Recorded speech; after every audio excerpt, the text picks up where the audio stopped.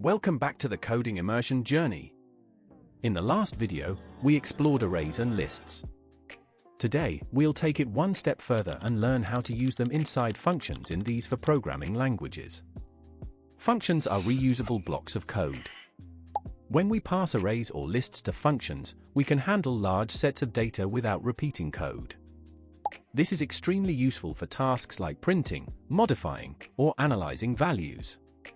In C, arrays are passed to functions as pointers. That means when the function receives the array, it actually gets the memory address, not a full copy. This lets the function directly work with the original array.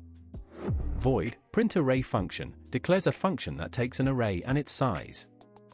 Inside the loop, each element is printed one by one. In main, we create an array, numbers, and call the function. In C++, we can use normal arrays just like C, but it's common to use vectors for flexibility. Vectors can grow and shrink, making them easier to manage.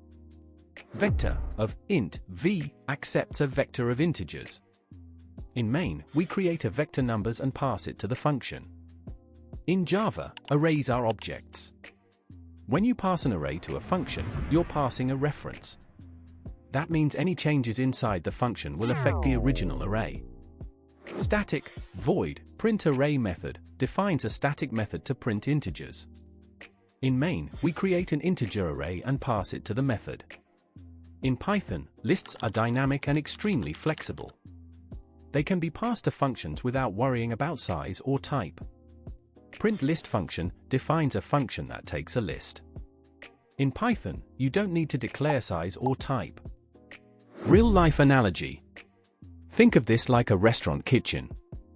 The customer hands over a list of orders. The chef, acting as the function, processes that list and sends out dishes.